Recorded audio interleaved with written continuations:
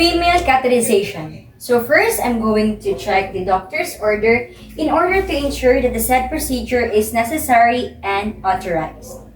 Okay. Good morning, ma'am. May I see your wristband, please, to confirm your identity? Please state your full name and birthday. Okay. Since you're having trouble urinating, ma'am, your doctor Nick has ordered you to have a urinary catheter. In this procedure, ma'am, I'll be inserting a small tube on your bladder. This will help your body get rid of your urine. And also, ma'am, during the said procedure, I'll be exposing your genital area and you will feel a little discomfort. But rest assured, ma'am, throughout the process and afterwards, you will feel much more at ease.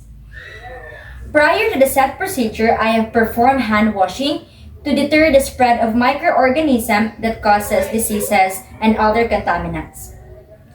Now, ma'am, in order to ensure your privacy, ma'am, I would like to close the door so that no one from the outside could disturb us while doing the said procedure. Will that be alright? Okay, ma'am. So now, ma'am, I will help you lie on your back with your knees bent. So this will make the procedure much more easier for us later. Okay? So the dorsal recumbent position provides best access to the rectal area for urinary catheterization later. Now, ma'am, I'm going to drape you properly and I'll be exposing only the area that needs to be exposed. So draping maintains the dignity of the patient and prevent contamination. So now I'll be turning on the light in order to clearly see during the insertion. So proper lighting also is necessary in order to accurately put or place the catheter in the right placement, which is the urethra. So now I'm going to open my tray. So my tray contains a forceps and eye sheet, and I'll be placing this eye sheet here in a clean surface. And also I have here my sterile gloves, and I also have here a pre-filled syringe. Contains 10 cc of sterile water and also the lubricant and a cleansing solution. I'll be putting this on the side. So I have here a two-way Foley catheter, and also I have here the urinary bag. So I'll be placing this urinary bag on the bedside frame of the patient, making sure that it is below the waist level of the patient. Okay. So now I'm going to place the waterproof underpad, ma'am, on your buttocks.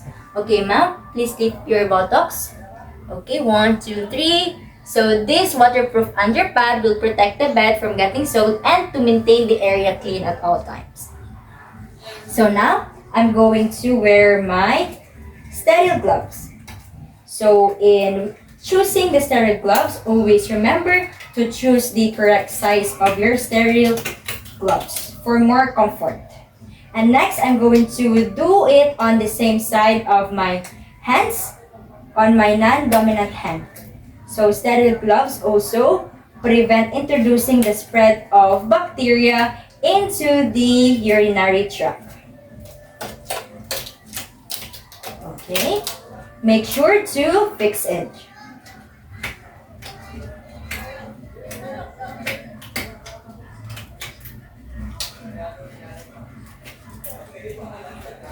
Okay, now I'm going to attach the syringe in the catheter. Okay, this step will prepare the catheter for inflation later on. Now I'll place this here in the tray, and now I will apply some lubricant 2.5 to 5 centimeter, making sure not to plug the eye. So this lubrication eases the process during the insertion. This is the process of insertion later on. So now, I'm going to get this eye sheet and place it anew on the patient. So this eye sheet will maintain the field sterile and clean at all times. And now, I'm going to get the forceps and get a cotton in order to cleanse the meatus. So in cleaning the meatus, we have to begin starting from the midline of symphysis pubis down to the anus. Okay? and then discard. Okay, same thing we have to do on the labia majora, starting from the mons pubis down to the anus and then discard. Same thing also in the labia minora, starting from the mons pubis down to the anus and then discard. Make sure we're gonna do the same thing also in the opposite side. Make sure not to retrace the stroke again in order to prevent contamination and infection. Okay, now I'm going to get this tray and put it on the bedside of the patient. So hi ma'am, so I'm going to put it here. So now I'm going to carefully hold the catheter and I'm going to place my thumb and index on the labia minora in order to separate it. And now ma'am, so proper handling and proper insertion prevents cross-contamination. So now I'm going to insert the catheter ma'am. I want you to take a deep breath as I insert this. So make sure to insert the catheter 2 to 3 inches. So ma'am, once I see a urine ma'am, I'll stop. You feel discomfort ma'am, but it will pass away. Okay, quickly rather. So now I'm going to rest my hand on the pubis of the patient in order to avoid withdrawing and pulling back the catheter, which can cause infection to the urethra. So if needed to collect a specimen, all you have to do is to pinch the catheter in order to the urine to flow out, and don't forget to always bring a container in order to get your specimen and place it on the right place. Okay, now so I'm going to inflate the balloon in order to keep the catheter in place using my non-dominant hand. Okay, so inflating the balloon secures that the catheter is within the bladder of the patient. Okay, we're almost done. Okay, now I'll be cutting this. Now I'll be connecting the urinary bag to the tube, making sure that it is tightly secured to prevent the backflow of the urine. Okay. Now I'm gonna get a new pair of clean cotton ball in order to cleanse the leftover antiseptic. So in doing this, it is important in order also to remove any residual because that could lead to irritation or infection.